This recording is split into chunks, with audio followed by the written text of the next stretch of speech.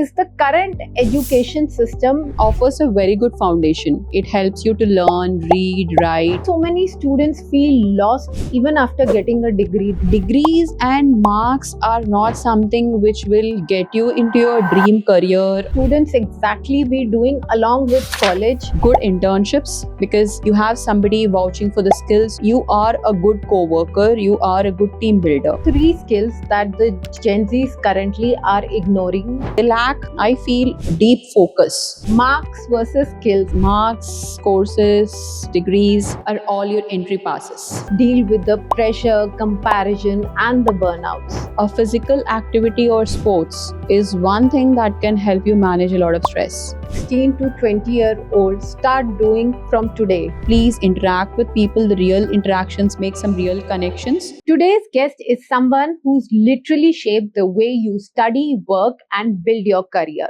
Dr. Naga Swetha Pasupuleti is a powerhouse in education and corporate building. She has an experience of 17 plus years and has built global opportunities across 35 plus countries. Welcome, Swetha. Thanks, Taran. Thank you so much for having me. So the first and the foremost thing I would want to ask is the current education system actually helping the students to build up a career? Okay, so this is a very debatable topic that which is around quite some time. So the current education offers a very good foundation. It sets the footing strong. It helps you to learn, read, write, but it does not help you reach the ceiling. So to reach the ceiling, you need to learn some real skills which help you to navigate through real-time problems, which help you to communicate, and which help you to kind of network and excel in a particular thing. So that is something which is not there in the current education system. But to start off and to set your footing, definitely we have a good base and a foundation. But if you ask, is it meeting the requirements or the aspirations of the students? Not really, in case you want to touch the sky. Okay. So why do so many students feel lost even after getting a degree these days?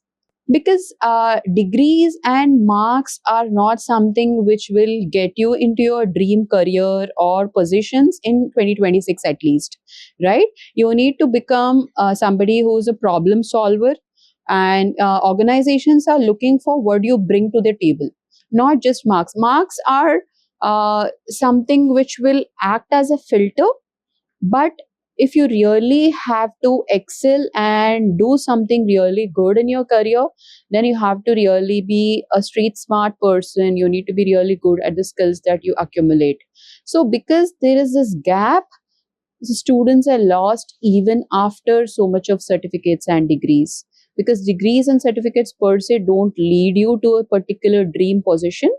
It just helps you to cross the door, right? So your door is open. But there are a lot of people who are getting passed through the door. So if you really want to be one among those very few people, then you have to have more than just the degrees and certificates. Okay. Yeah. If college isn't enough, what should the students exactly be doing along with college to, build up a great career? Good question. A lot of parents ask me this whenever we have interactions in the campuses and stuff. So apart from just the regular college or your course curriculum, which is mandatory for you to get through the degree so that you meet the requirements, there are a lot more that a good organization or a good school beyond your undergrad programs or master programs look for is what kind of experience and exposure did you gather in these 3-4 years, right?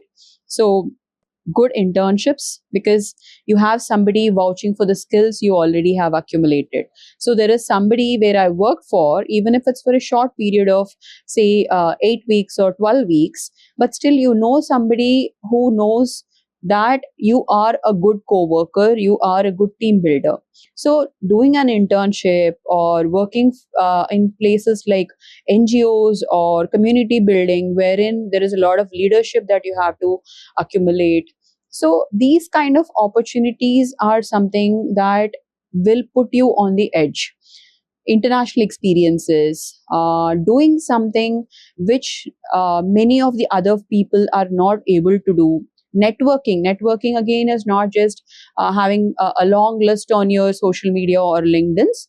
It is wherein actually people know you by name, by your accomplishments, and by your personality, so that they actually tell you, hey, I know you, or I know her, and she's really good at certain thing, or he's really great at a certain XYZ thing. So these kind of things and this kind of network is what will actually push you and help you beyond what degrees and certificates put you together. Okay. Yeah. So, what are the 3 skills that the Gen Zs currently are ignoring, but they will regret it later on? See, Gen Zs, according to me, are very smart and they're very sorted. I would say, because many of them actually know what their priorities are. But of course, on the hindsight, the thing is, they lack, I feel, deep focus. That's probably because of social media and easy availability of gadgets and stuff that we have these days. So, if they really have to focus, one, I would say deep focus, wherein you could do a task for a couple of hours without any distractions, putting away everything else and just focusing on that. And then the ability to actually take positive criticism. Many a times they get into defensive mode, which is good at times, but not always, because we need to gracefully accept what we are not good at or what needs correction. So I feel definitely these two are very important: deep focus and the ability to take criticism, because this is where I feel there is a certain or these are probably some of my observations when I meet a lot of Gen Zs. But per se, I feel they're very ambitious, they're very sorted with what they want. But in case they kind of inculcate these two habits, I'm sure they'll do amazing. Okay. Yeah. So, Shweta, everybody talks about passion, but discovering your passion may waste a lot of years. So, what do you have to say about that? So everybody, yes, you're absolutely right. Everybody says follow your passion, and or they say I wanted to follow my passion, but I couldn't know. I wasn't able to. But the thing is, you really don't know what is your passion until and unless you're exposed to a lot of things, right? My passion probably was very different when I was a teenager, then when I was in my 20s, when I was in my late 20s or 30s, and so on and so forth. So, passion is not something that walks to you. Passion is something you discover when you're exposed to a number of things. That is when you taste, that is when you see what actually gives you that thrill, what is that gives you satisfaction. But many a times, what people do is they think there is a passion and there is a calling that will happen to you automatically. It doesn't work like that, right? So, I would say expose yourself to as much as possible, especially if you're a student or you're still in your college, and see what really gives you that thrill and satisfaction, right? And that is how you know what is your passion won't walk to you and say, hey, I'm your passion. Yeah. So, when we talk of internship courses or networking, which according to you is most important? All of them, I would say, actually. um, all of them are very important. Definitely I would grade or rank internships first, because you really work on some real time problem, you know how organizations work, and that should definitely be the first thing that you have to do. Networking is very important, as I said, because that is how, not again just increasing your friend list or followers list, but wherein people know you personally by your skills, right? So internships, networking, and courses, of course, that courses is a mandatory thing, because as I said, that's your entry ticket. Exactly. Right? Yeah. You have to do a certain courses, you need to have that degree or a certificate, and parallelly, apart from the courses, these couple of things that you which are non-negotiable, I would say, if you really want to excel in a certain space. So yeah, because courses is something very bare minimum, it's basic. We can't skip that. Yeah. Now, talking about studying abroad, Is it really worth it, or is it just a hype? Absolutely, it's worth it. If I have to say in one word, because just even for an example about myself, uh, I went to a very normal school in Hyderabad and a decent college in for my engineering. But what my 20 years of education gave me, and what my masters and PhD did to me, is has changed my personality altogether. The confidence, the abilities which I did not know I had, the crisis management, doing everything for myself, earning as I study. So, a lot of things, these are hidden lessons, right? So, study abroad gives you altogether a different perspective, not just about the world, even about yourself. How do you mingle with people from other cultures? How do you accept them? How do you function in a diverse group, right? So it's not at all the hype. It has a lot of merit to it, but of course, there are a lot of good schools in even in India these days. Very good schools, in fact.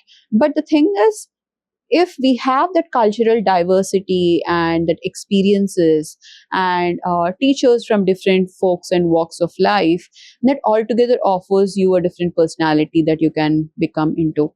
So for me, study abroad is a wonderful experience, which as many as can try should try if they can afford to. Yeah. So, how can Indian students get access to global opportunities without spending crores of rupees? Oh, there are a lot of opportunities. The only thing I feel is a lack of awareness these days. um, there are a lot of scholarships, dad Fulbright scholarships, which offer full merit scholarships for merit students. There are opportunities where universities offer summer schools for a week to a month or a couple of months, which is not very expensive.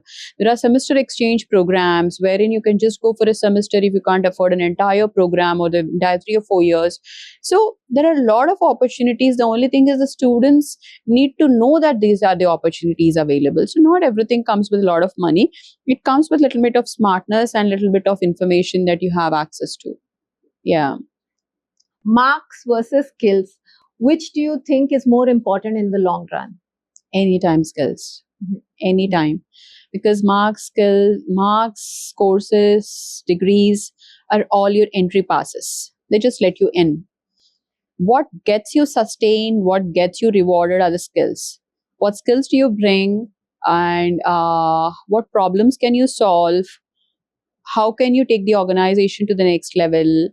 How are you staying abreast with what's happening in today's world? So these skills are something which are really, really important.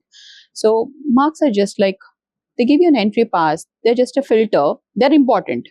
So don't take me the other way. They are important because it's one of the mandatory checklists that you have to do. But what helps you in the long run? Definitely skills. Yeah. So, what do companies secretly seek in students which students do not realize? Yeah. I hear this feedback from many corporates when they come visit campuses. So definitely, as I said, skills, because that's something that they really observe. This other important thing is the reliability. How sometimes the student or the employer could be an ordinary employee, right? So he or she might not have extraordinary marks or might not have extraordinary skills, but maybe they are very reliable. I give them a task and they make sure that they complete it, either by themselves or by learning it. They know that when there is a crisis, they are there. So reliability is something that many employers actually notice without our knowledge, right? Skills, definitely, because everybody wants problem solvers, including us. So skills, reliability is something which is very, very important. And then somebody who accepts the organization, who is a team player, who is able to work with different groups in different situations. You want people who can navigate through it and make it happen, right? So I would say these are very important because the cultural acceptance is very, very important. And apart from the skills that you bring, if these are some things which the employers notice, because everybody wants a nice, amicable, friendly, problem solver and reliable employee. Skills sometimes are something which can be transferred. If there is a person who is not up to the expectation skills wise, still we can teach him the skills or her the skills. But these are the attributes which are built in, right? So these are some things that they notice and they want the employees to have. Yeah. What are the common mistakes that the fresh graduates make in their first job? Mm. First is, I think they know it all, and they think what they studied is what they have to do, right? Because the theory is very different from practical implementation. And if you did not do a good internship, then you miss out on fitting into the organization. And the second thing is that we know it all is not how organizations work. So sometimes students, because they think they got very good grades or marks in their programs, they think they know everything. Definitely, as I said, marks and grades are your entry level thing, but you need a certain skills to get those job done, right? So I think that is the biggest problem many a times, when they think that they know it all, or because of the grades they think that they are above a certain section of employees in the organization. Apart from that, I think taking it too casual also many a times, because they are usually, being a fresher, they're still in that student mode, freshly entering into the corporate world. So many a things like times, punctuality or basic discipline, these are some things which employer notices, but the students sometimes take it for granted. So these are some basic things that they need to keep a watch on themselves, and even sometimes the dressing sense. Because if they are too casual in your approach, and so you need to understand what is the employer's expectations, not just with the work but also with your behavior, and with your how do you come to work, at what time do you come, how are you working with your other colleagues, what are you learning from them, how well are you settling in. So these are some things that they observe, and I think that is where most of the freshers kind of uh, have that loose footing. Yeah. So, how do students deal with the pressure, comparison, and the burnouts? Yeah, stress is something that's taking a lot of toll on kids these days. So I would say the biggest thing is having a very good close circle of friends. Definitely, friends and companions are a good stress buster. But apart from that, I feel a physical activity or sports is one thing that can help you manage a lot of stress, right? Comparison, I would say more with what parents and guardians, I would suggest don't do that, because every kid will find or have their own timeline, right? Not every kid can be super smart at 18 or discover themselves at 18. Some might discover themselves even at 25. So don't compare your kids. As long as they are making that effort, the effort is what matters. And make sure that they have a physical activity, or they are into some sport, because sports teaches you the grace of losing and accepting failures, and it's okay to lose some, and because you'll win some. So I think stress management comes from a very supportive family or friends per se, and the kind of routine that you have for yourself. So even if you have somebody who compares, or don't take it too much onto yourself, because you know what is important for you, and what is important for me need not be important for you in the same timeline.